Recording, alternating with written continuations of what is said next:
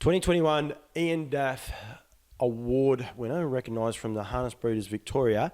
Blanche Poole joins me. Hello, Blanche. Hey, how you going, Paul? I'm good. We've got Dean and Caitlin. They're just sitting off to the side. Where's Brody today? Because he didn't get a mention the other day, so I'm going to make sure I mention Brody for a start. Yeah, I know. Brody's very integral to our farm. Like, if we can't do the yearling sales, because Brody has to be here at home looking after the farm, so he does contribute. But yeah, he's actually in Melbourne. He's studying at the moment. He's at university. I wanted to come here and recognise, winning the award. I think it's a prestigious award, and it's actually an award. This is why I got my phone in my hand, but it's contributions and development to breeding over time is predominantly what it is about, and been recognised in that field. And there's some great people who've won it in previous years. Just up the road, Judd's, Alabar Farms. Right back, I think it was the Provises, and that were nearly the inaugural winners. So there's some really well recognised names in the breeding industry. Yeah, I can't tell you how humbled we were that we're in that sort of a league. Like, you just tick along doing what you do on the farm and breeding horses and stuff. And yeah, you don't it's nice to get the accolade, but yeah, it's still in that calibre of people. It was pretty amazing. And like being there on the day, I was fortunate enough to stream it, but also to be there on that day and actually see the joy in the three of you's face. Yeah. Even though you actually went there knowing you'd won that, but I mean, but just that the joy, it definitely meant a lot to you, and as a family group. Yeah, it does. It's nice to be recognised for what you do. Like, you plug away and you do stuff and you think, well, I wonder if anyone notices what we do behind the scenes. And a lot of the time people don't know what goes on behind the scenes. But yeah, it's really nice to get an award for something like that. I think it is, and I think we've got to make sure we recognise these. And it's one of those things, we were just talking there before about Ian Daff and his contribution. I'm probably going to do some more research on what he did. I mean, we know that he wrote a lot of books about pedigrees and understanding pedigrees and the likes, but it'd be really good to get a understanding. What I wanted to do is, I suppose, find out a little bit more about Rhiannon Park, Blanche Poole, and the whole lot. I know a fair bit about it because of the conversations you and I have had, and fair to say you've got a couple of interesting ideas that we're going to explore as well going forward, and I think they're great ones. Pretty much come down into this category about showing contribution and giving back to people. Yep. Where did it start for you guys, or where did it start for you for a start? For me, my family, like my dad had harness horses. Mum used to help him too, and then they moved into pubs, but Dad was still always had a few harness horses that he worked up and trained while they were doing that in the pub. I used to give him a hand. My uncle had a stud in Central Otago. So we're going to say this part. You're a Kiwi for a start. So yeah. So yeah, back in New Zealand, my family, they were always harness people, right back to my grandfather had them too. So yeah, my grandfather had a really interesting mare that he raced called Lauder Hall, and she was a roan mare, and there weren't too many roan horses back then, but I can remember at my grandparents' place above the fireplace a big picture of my grandfather driving her in the race, so that was pretty cool. So yeah, it's been there in the back of my mind. It wasn't something I always thought I would do. I always wanted to have a horse and have horses, but I didn't think that I'd end up working with them the way that I did. I originally wanted to study veterinary. I was going to travel the world a bit, do a bit of a gap year, and I got as far as Australia, and that was as far as I got. Can I wind you back a bit? Where's Otago? Central Otago. If you split the South Island into 3 sections, it's the middle of the bottom section. So our family lived about an hour away from Queenstown, so in a place near Alexandra, a place called Beck's. It's one part I haven't been to yet, but I am looking forward to it because they tell me it's incredibly pretty. Yeah. I don't want to be there this time of year, but I believe either. It's nice though if you like skiing. Yeah, maybe.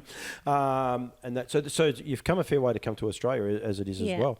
So you wanted to be a vet science. You had a gap year. And so just a backpacking gap year, or what happened? Yeah, so I started off. Mum and Dad had already moved over here, and I was working in Wellington and working indoors and not liking it. And I said to Mum, you know, is there any work over there? And she said, yeah, I'm working at a place called Alabar. She said they're always looking for people during the season, you know, so come over and start there. So, yeah, I moved over and walked straight into working at Alabar, doing night shift and giving them a hand with the stud stuff sometimes in the mornings before I knocked off. How much horse experience did you had? I'd ridden. So I had done all pony club and riding horses and thoroughbreds off the track and stuff like that. So, yeah. Teams eventing and lots of stuff that your daughter's probably doing. Yeah, it costs a lot of money. Yeah. How old were you at that stage? So I came over when I was 20. Yep. So it would have been a fair, I suppose, life lesson and a growth lesson, I would imagine, going there. Also, I suppose, a bit of probably would be an eye opener, not picking on the guys in the South Island of Queensland, of New Zealand, to come into a place like Alabar that, as long as I can remember, has been a professionally run outfit. Oh, yeah. And like back then, that was when Kentucky was standing still, and Windshield Wiper and What's Next. And so I got to work with all those boys, which was pretty awesome. You know, like you're a little Kiwi girl that's, you know, just had a few horses and seen your dad driving at the races and done all of that. But, yeah, to come over to a huge, big place like that where they had, I think, about 200 or 250 mares the first year I was there, and that just kept growing. So yeah, it was a big deal. Did you fall in love with the job and that's why you stayed, or was it? Yeah, I did.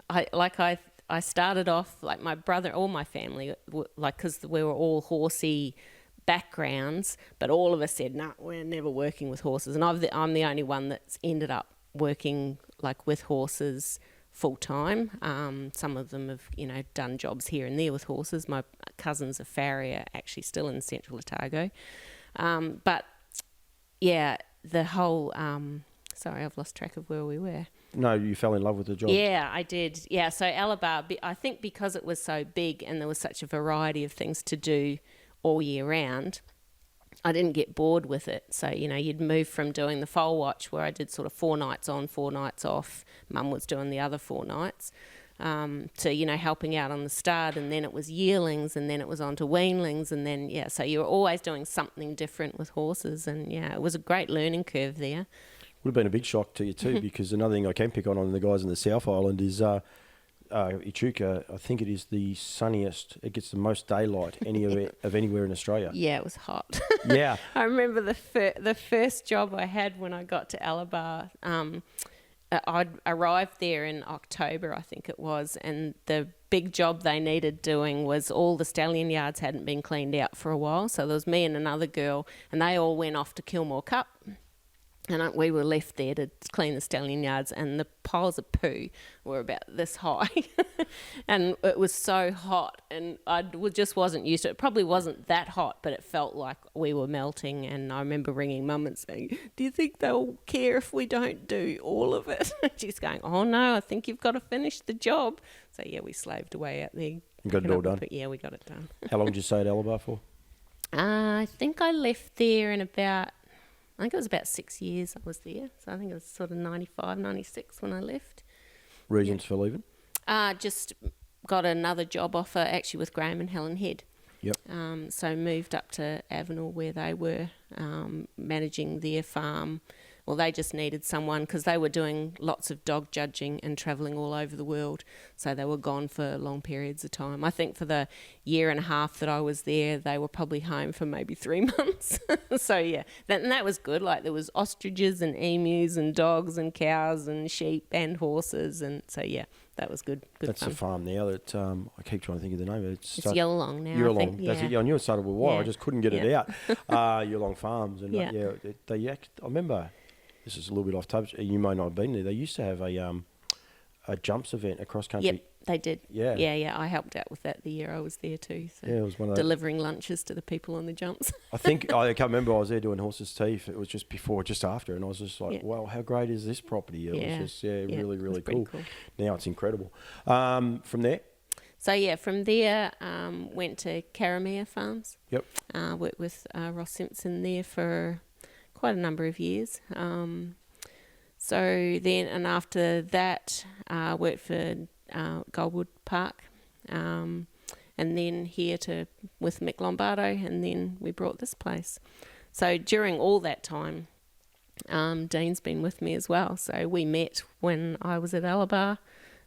He came, started living with us. So there was numerous times on Foal Watch where I was having trouble with something and it wasn't something I needed to get Alan out of bed for. So I'd go and knock, Dean, do you want to come and give me a hand with this? So yeah, he helped us with yearlings on his holidays and stuff. So yeah, he's been part of what I've been doing all the way through too. You kept that fairly mum, actually, because I was like, oh, well, obviously Dean wasn't on the scene when we were at Alabar, and then he wasn't on the scene then. I'm like, I wonder when he actually does come onto the scene. So when you guys, what you say, 6 years at Alabar, and then moving on, was there ever the dream of Rhiannon Park? Was that always...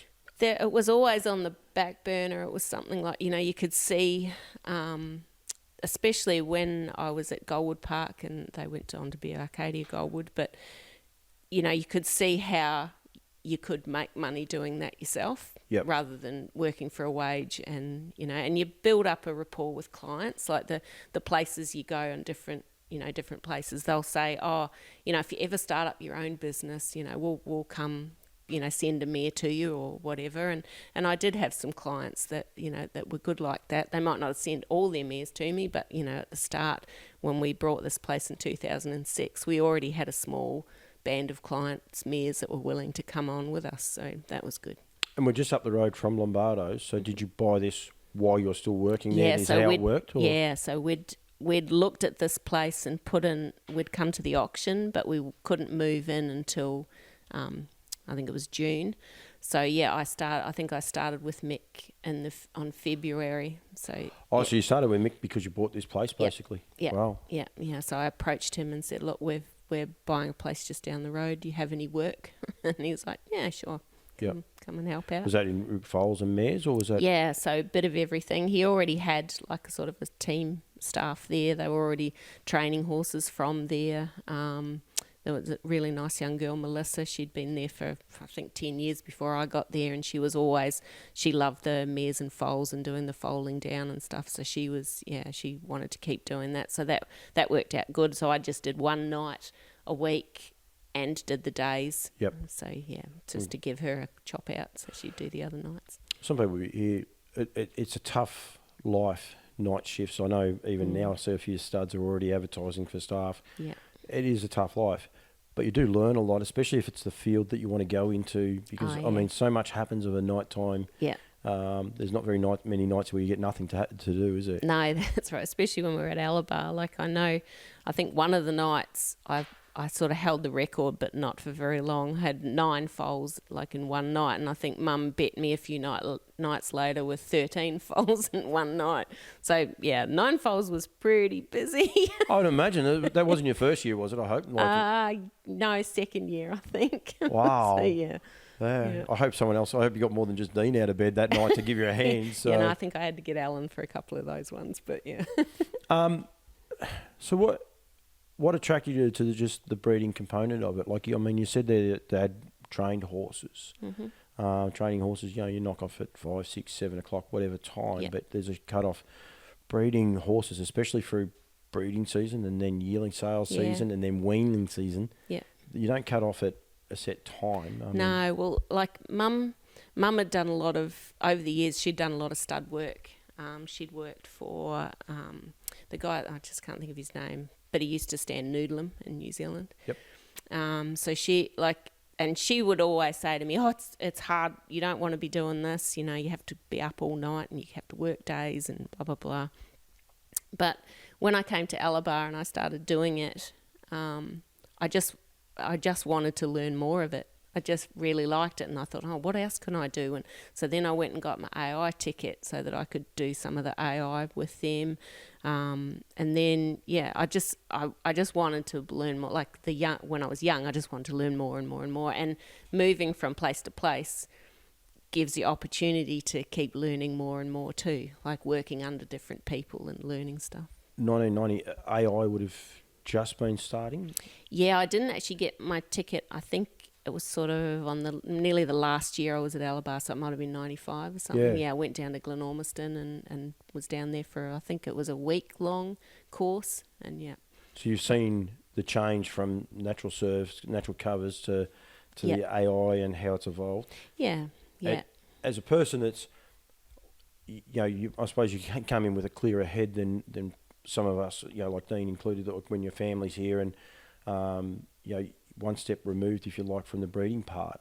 Do you enjoy that AI, the way AI is now, and do you think it's a great thing for harness racing? I do. It's the AI component is the technology of it is good. Like the way we do it, and we're always evolving. Like we're always getting better at it, and improving. And it's a way, like especially with frozen semen. Frozen's hard. It's annoying. You've got to be up, scanning the mare every 4 to 6 hours when she's getting close to being ready.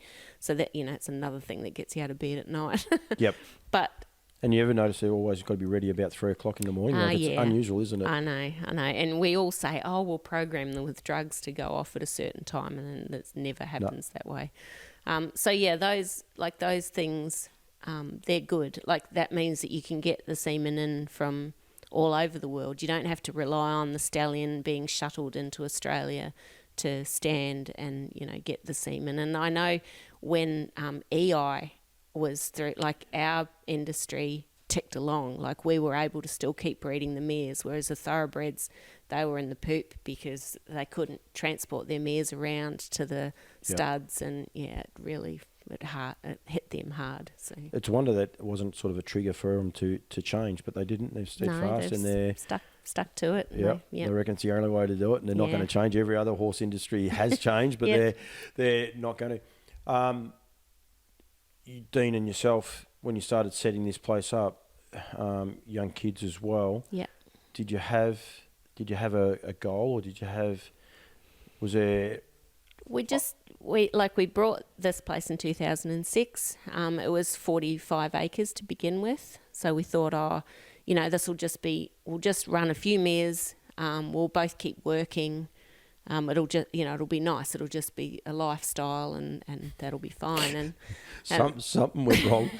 Well, the back, I think it was about 2 or 3 years later, the back part of our farm, which was another 60 acres, came up for sale. And at the time, Mick Lombardo said to me, "You can't not buy that." And I was like, "Yeah, but we're not in a position to buy that." He said, "Oh, rubbish, you just go ahead and you buy it, and you'll find a way to do it." And so, it was that was the stage then, was like, oh, now we're sort of up to 100 acres. We actually don't need to be working for wages anymore. We can make a living by doing this. Did Mick realise that was the issue? No, he was happy for that, because at that stage he was starting to scale back. Yeah. So, he knew that I wasn't going to be there forever, and he was kind of not pushing me to go, but encouraging us to buy the extra land and to do it for ourselves. And Must have been great.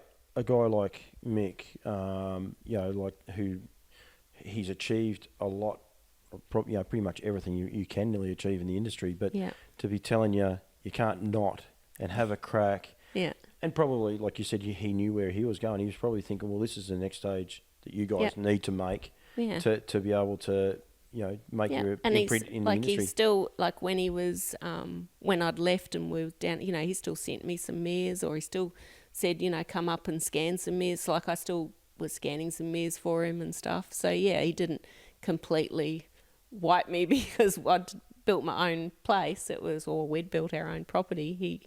He was supportive and helped out and stuff. It is one of the great things about the breeding industry, and it's one of the things you said there when we did the Harness Breeders' Day online. It was great that we got it out, but you got to talk to Nick Hooper, Kath McIntosh, and Brett Coffey and Dan Malecki. Yep. Otherwise, there was no one there. I shouldn't forget Desiree. I'll be in all sorts of trouble. But the Breeders' Days, and even Breeders' Cup, Breeders' Crown Days, those sort of days when you can go to the races and be around other people that breed and all the rest. It is one of the great pluses to the industry, isn't it? Yeah, it's nice talking to people that have a shared interest, regardless of what it is. So, it does.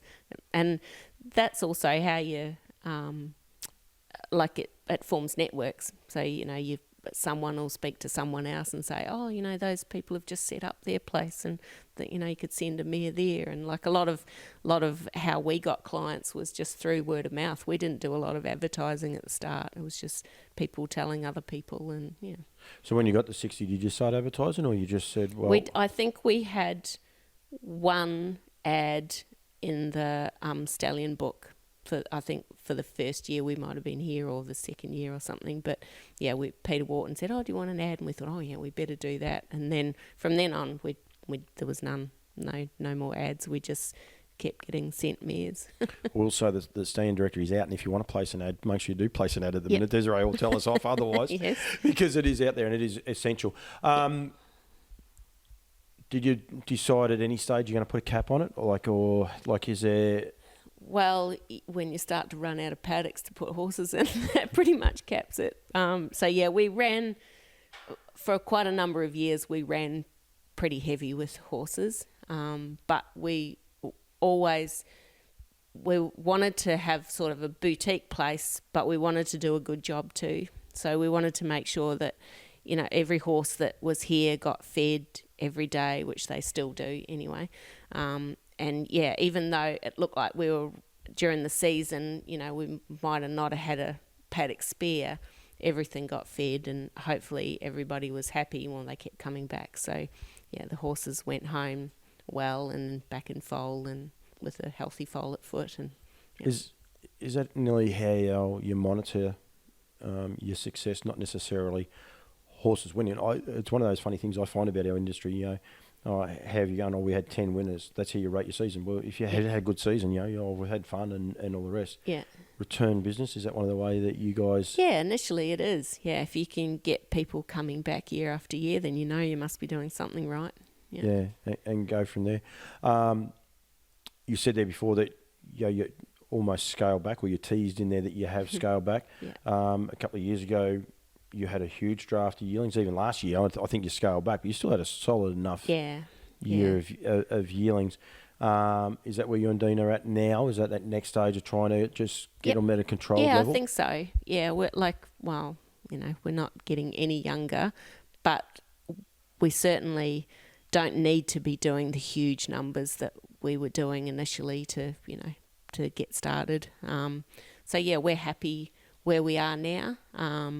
We're still getting the odd new client, but then there are clients that are getting out. So they might, we've got clients that have been with us right from the start, so they might be a little bit older and, they just want to scale back and stuff. So then those mares can be replaced by someone new if they come along. But mostly we're not taking anyone new now. We're at a nice level, and hopefully we can get down to just having, a nice little band of our own mares plus a little group of outside mares that complement what we've already got here, and just taking, half a dozen to 10 to the yearling sales instead of 20 or 25 that we had been and trying to enjoy it instead of being run off your legs. We're going to get to your band of horses in a second, because it is very, very impressive, and you've got some impressive bloodlines on the property, which I would imagine is good. Over the journey, you've grown. You came as a 20-year-old that didn't know anything, I suppose, in a nice way. I didn't. And then you've seen change as you've gone along. Implementing that change is something that you're proud of. Like in one of our conversations we had the other day about the way you used to do things to the way you do things now, and the growth.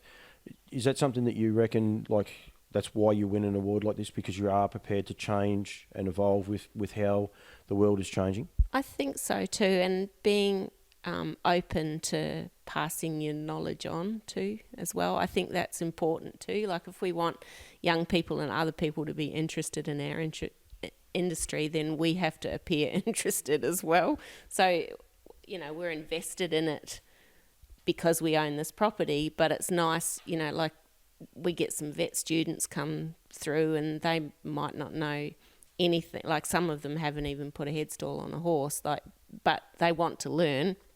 So we let them come here, and we might only have them for 5 days or something, but we try and cram in as much as we can to show them. And especially during the season, they might get to see a mare have a foal, and we get a group of 4 vet students from Melbourne Uni or something here, and they're just blown away because they get to see that, and I can let them be a little bit hands-on. I'll come and you can help me pull this one a little bit, or take the bag off its nose so it can breathe, and little bits and pieces like that. So imparting knowledge too during our journey has been fun. But you're also open enough to learn as well yourself, and change the way you do. Exactly, like the way that we used to do things years ago has evolved. Like every year we think, we should have done it that way last year. This is easier. So in every aspect, like even when I'm breeding mares, like I still like to talk to the vets and see what new things they're doing to help improve the fertility in the mares, whether it's just something that they've learnt or they've known for a long time. And if you talk to people, they'll soon start telling you their little secrets, and then because they know you're interested, and you can use it on your farm. I can see why you win this award, because you're open enough to the conversations. I was having a little giggle when you were saying you have 4 vets watching 1 mare foal. Your second year, you watched 9 foal in one night. That's right. And you're on your own. Well, Dean was there in spirit. I'm sure he was sort of saying, "Yep, I'm here if you need me." But I mean, that's obviously the best way to learn. Sometimes is to do, and the likes. But if you don't have that opportunity, well, 4 vets have to work with 1 horse, I suppose. That's it, and that's the beauty of doing things like that through.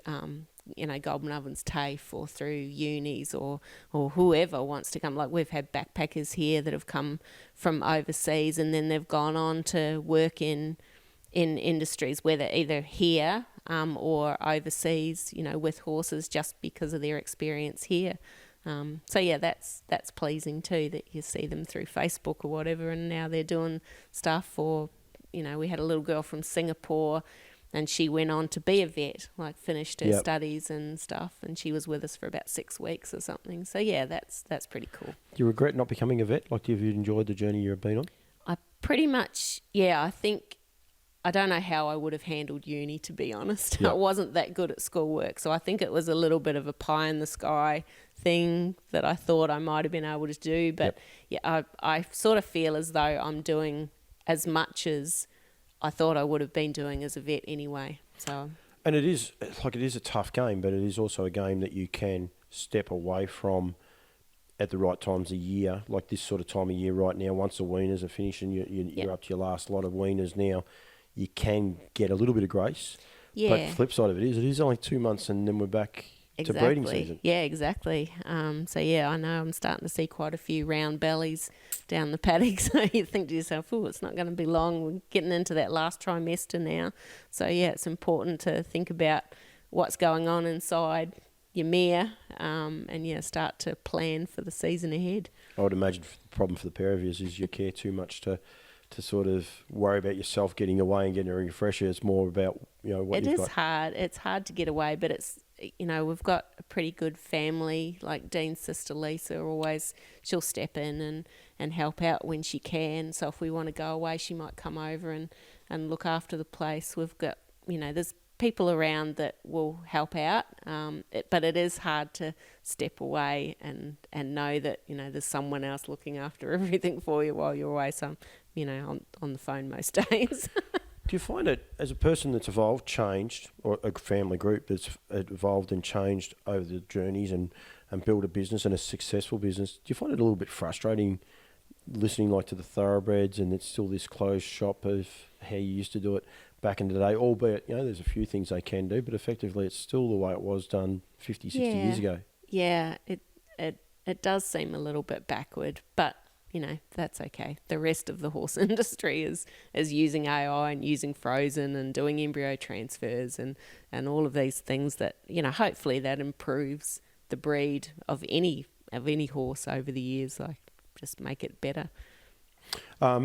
Your band of mares, and there's a beautiful trophy there that's not in the picture, whether you want to grab it or not. That's the Broodmare of the Year, and well and truly deserved. Obviously, this is for Gypsy Flair.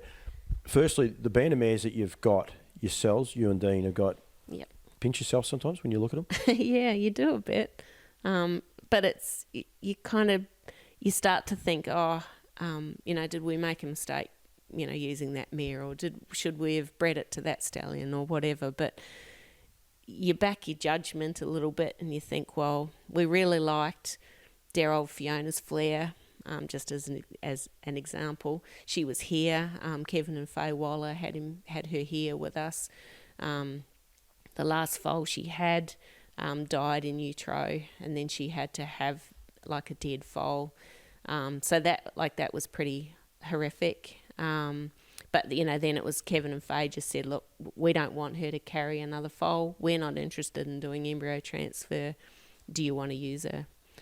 So it took us 2 years to get that.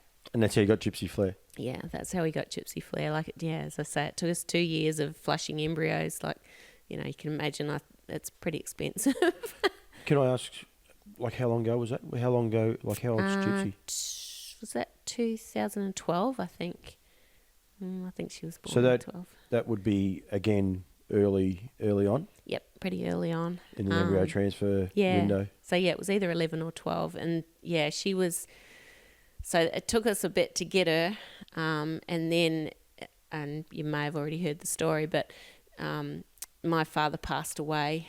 And so we had this mare with the Sky Valley embryo inside from Fiona. And she was a really nice, quiet thoroughbred mare, actually. So she was here on farm, and I had to go to be with my mum to organise the funeral. So Brodie and I went over, and then Dean come over for the funeral, and of course Lisa and Dean's dad, they were here to, in case anything fold down, and as Murphy's Law, it had to be that mare decided to fold down while we were at the funeral during the night. And Mac was he said to Lisa, this breed's only worthwhile if it's a colt, and out pops this little filly, and he said, it'll be no good. So yeah, it was kind of funny now when you look back on it. And we did, we tried with her. She trialled really, really well. We thought we had something really good, but I think it was maybe in her first start, or anyway, she galloped away, and so then I think she just got it in her head that this is what she was going to do, and we sent her to a couple of different trainers that we thought might be able to help us out with her. And anyway, she didn't. And one of the trainers just said, look, I think she's going to be more valuable to you in the breeding shed. We can try and get a win out of her, but, that could take us a while. So, into the breeding barn she went, and we went to Majestic Sun, and that was Bengals.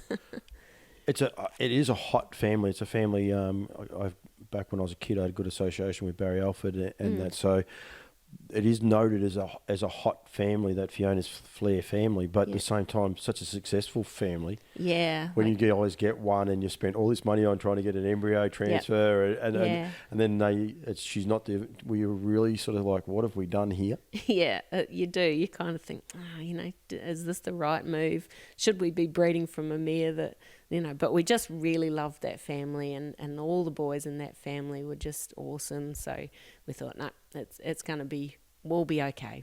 We'll breed something out of it. I was fortunate enough to be, when you guys sold Just a Bit Touchy, the second one out of the foal, out of her for you guys. It was just sheer joy and elation, and not just like everyone that was tied up with the stable. Not so much, I could be wrong, like it might have been about the money, but it was more just, well, hang on, we're really starting to get recognition now for a lot of, and I think that ties back to that hard work about how often you're flushing them and getting everything to go. That's it. I think Bengals sold for 14, and then we were pretty happy when they came back to buy the next one, which was Just a Bit Touchy. So I think she sold for sort of 37.5, and we were like, woo, this is pretty cool. And then when we took the third one... To be honest, you were a little bit more than that, because, from a personal far, you were pumped. Like, you guys were, really... It wasn't just, it's a little bit cool. You guys were very, very cock-a-hoot, and rightfully so. And we do get a little bit teary, because it is all that hard work, and then you can see that people... not so much appreciate the hard work, but they can see that there's value in it. So, yeah, that makes you pretty proud. It's a little bit like when someone wins one race and you see them carrying on and you're like, it's just a race. Generally, there's a story behind why they carry on is, and it's, it's not like financial or not how much they won on the punt. There's generally a lot more goes on behind the scenes. And even when we sell them, and, people say, I don't know how you can take them to the yearling sales and sell them. Why didn't you keep it? And you think, but we get just as much as enjoyment out of seeing them at the races and seeing the new owners jumping up and down and they're all happy. And like we've been there a few times when the owners have won, and you go up and shake their hand and congratulate them, and they're just it's good fun. Well, it's one of those ones, just a bit touchy. You guys will tell me I'm right or wrong. Benny going, I think she galloped out and had no. That was her first start. You guys went from here, like an hour and a half to actually watch her have her first start. So I mean, you might sell them, I suppose, at the yearling sales and all the rest. Yeah. But you and Dean, I know you were there that night. From memory, I think it was a small field, and I don't think she went that well, but I could be wrong. Oh, she won that night, did she? Yes, but you still make the effort to go across there and actually see them. And yeah. Dean's more so than me. Like I don't always go to the trots, but Dean loves going to the trots and seeing them go around, and even if we're not there, we're here at home cheering them on, when, like either on the laptop or on the TV. We watch Trots Vision and stuff, and cheer them on. So it's pretty cool. It does make a big difference. Yeah. Another filly this year sold at the sales. Great result again. Yeah. Have we got a colt yet? No, hopefully inside. What is she in foal to? Love You. Love You, yeah. Chestnut colt, Lockie that'd be nice. Lockie McIntosh will be wrapped, don't worry. We don't have to find any other spruikers. We'll just get Lockie Mac because he loves his trotters and all the rest. Yeah. What's the draw with the trotters? Well, Dad had trotters. Dean's dad's also had some nice trotters over the years too, and we've actually inherited a couple of his nice mares as well now. But I've always really liked the trotters. I like the way they go, like they look nice on the track when you're watching them go around. But I think it's just been that we've had an association with mares, trotting mares through the farm, through our parents. So it was just an evolution, I think, that just had to happen with us. Yeah. We talk about Mick Lombardo and people, and even Alan Galloway, what they've been able to achieve through their breeding and their racing and the likes. Slip, Slop, Slap comes along. I'm not exactly sure how you got her, and hopefully you might explain that to me in a sec. Jillaby Kung Fu then stands as a stallion, unfortunately, through breaking down. The emotion you must have had the other night, like I haven't even asked you this question, but I am sure you guys would have been up and about and pretty pumped to see him back winning like he did back in Queensland the other night. That was pretty awesome. And like to be off the scene for the couple of years that he was, and as you say, being standing at stud, and then to come out and do that, we're pretty elated. So you keep your fingers and toes and everything crossed now that he can just keep standing up and win a couple more, and I think he'll probably stand up there.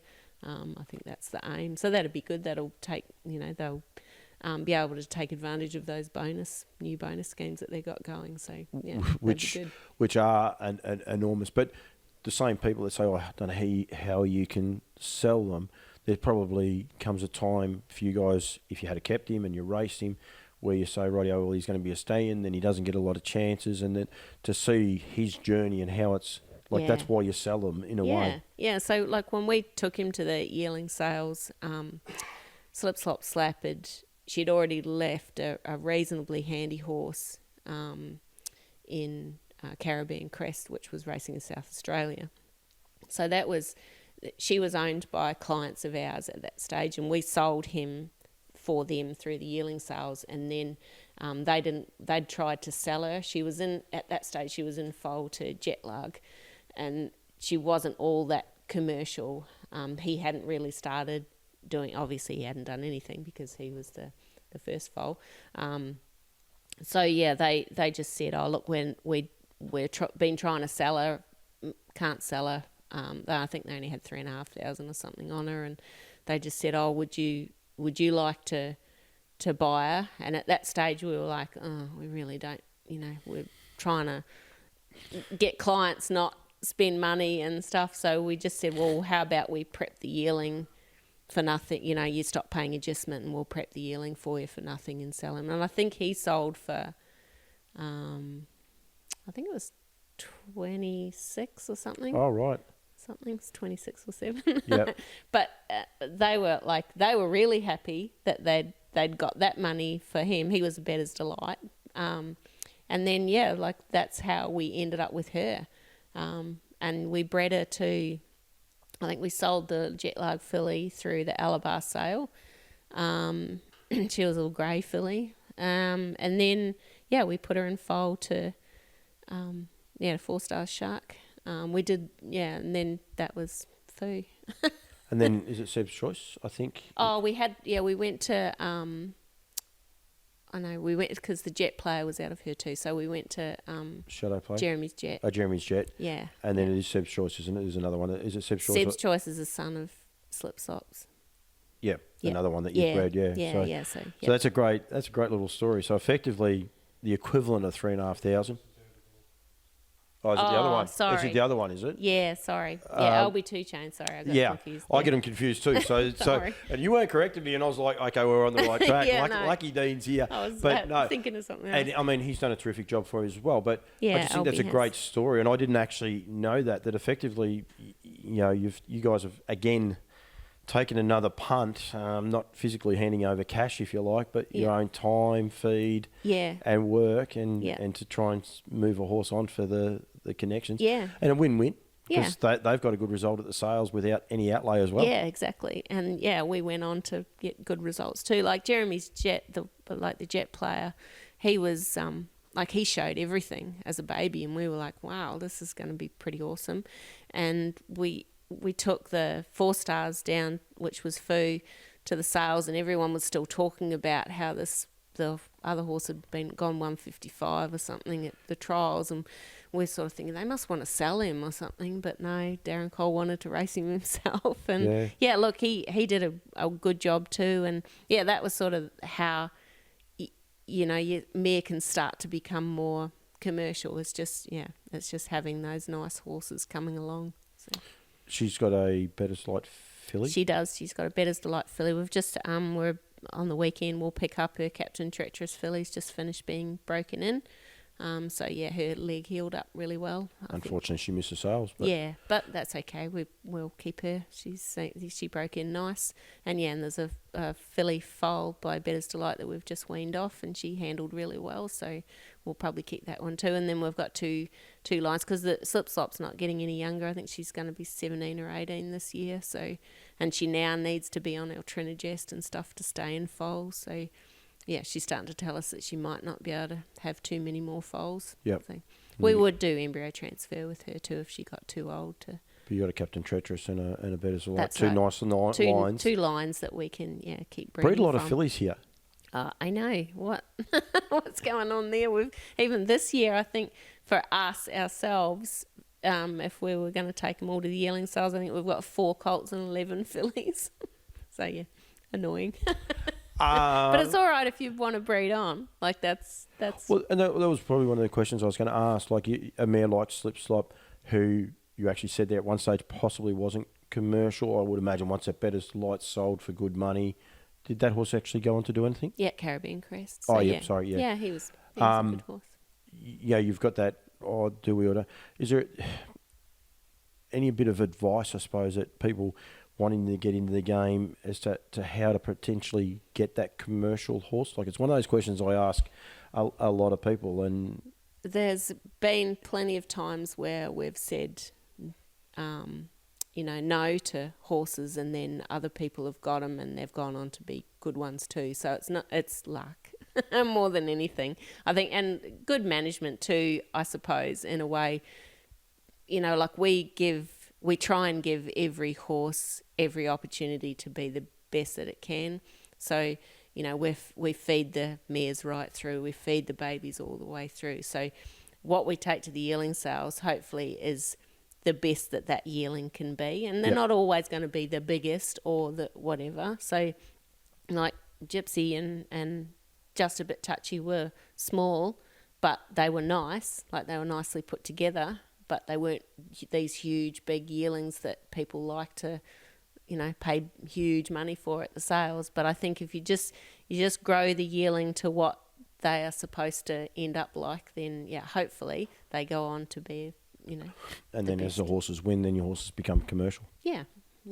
I imagine, like, when you listen to both your stories, like, I'm sure you didn't actually say it, but there probably comes a time where you said no more embryo transfers out of Fiona's Flair, and if you had have stuck to your guns with no more, I would imagine you don't get a horse like Gypsy Flair that's probably changed. Well, we had nearly given up. Like, it was the sort of last roll of the dice, and Simon Robinson said, "Oh, try this and try this," and so we did. We followed everything to the letter to what he'd said, and we got an embryo, thankfully. And we had got an embryo early on, but it didn't hold. Yep. In the recent mare, so it's lots of ups and downs in this game. It is indeed. It's a whole nother conversation with another person, but I have seen the ultimate extremes in the space of about an hour with these embryo transfers and the likes. It is a hard game. That is for sure. But the one thing I want to say there, just like I said there before about Gypsy Flair, and I'm sure at some stage you would have said, "No, we're not going to go anymore." Slip, slop, slap.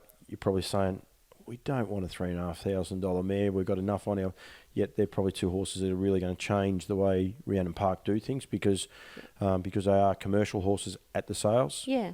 Then makes it a lot more viable for yourself and Dean and the kids to breed horses and stay in the game and keep growing. Yeah, and that's it. And having good clients too. Like we haven't done it all on the back of our own horses. It's been a lot of nice horses from clients too, and that they've stuck with us, sent yearlings to the yearling sales that they might not have got the money that they want, but they still batter up the next year and still keep breeding. And there is a element of love there too, even from our clients. They're just doing it because they love it, and we've got a couple of clients from in Melbourne, and they'll come up and visit on the farm, and they walk out in the paddock and they stand in amongst the weanlings and they're patting them and they know which one's theirs. And I try and keep them, even through COVID, I try and send them pictures of their horses on the phone or through Facebook, or say, I've just loaded up the weanling pictures, have a look at yours, or so that there is that element of love as well from everyone. What's next for you guys? I mean, Dean's sitting over there in the chair. He's got the glasses on, the feet up. But what is next for Rhiannon Park? I mean, you've already said you've downscaled, I suppose, is the best way to put it, from a couple of years ago. But what is on the cards for you guys? We'll just keep doing what we're doing, I think. We're just, as I say, I would just like to get the balance right now of just a few nice clients that have been with us for a while and a nice little band of mares that we're happy to just take a few to the yearling sales and maybe race a couple ourselves. Like, we haven't raced a lot ourselves, so maybe now that we're keeping a couple of fillies from these, better mares, that might be our next thing. We start racing a few fillies ourselves that we can breed on with later. That's us at the moment. And it might be a bit of a sliding door moment, that Captain Treacherous filly that you didn't sell out of slip, slop, slaps due to injury. And I mean, the injury wax itself wasn't that bad. It was actually just the timing. Just bad timing. She might be your next champion, but maybe if not, and it might be, it might be just out of a little mare that we've bred out of another one that, you just don't know where they're going to come from. So, and that's the fun of it too. Like, you don't know where they're going to come from. I think you're spot on. I think the fun of it, and the fact that you guys say the fun of it, that's the one thing. Like I said, when Just a Bit Touchy, I was there. It's just, I can remember the other ones, but people say, "Oh, how do you remember?" It was just, I was there with the camera, and I saw the joy on all of your faces. It was dark, it was cold, and I do remember that part of it. But just the joy on everyone's faces, and I think that's that's where the sport is such a good sport, and perhaps we've got to try and promote those sorts of things, not winning a race, but just the life journey. But Thank you very much. Congratulations on this award. I don't think it'll be the last time you'll get one of these, but I do think congratulations on this, and hopefully it's not the last time you get one of these. Although I'm not sure if you do get to win it twice. I don't know that one. Don't think so. Okay, so it's the last time, so I won't knock that one off and go through it. But also thank you for everything that you guys do for the industry and continue to change it. You and I have also got a couple other things we're going to work on probably towards next season. But yeah, thank you for that. And hopefully we see you at the sales next year and having a lot more fun again. Yeah, that'll be awesome. Thanks very much. Blanche, thank you very much.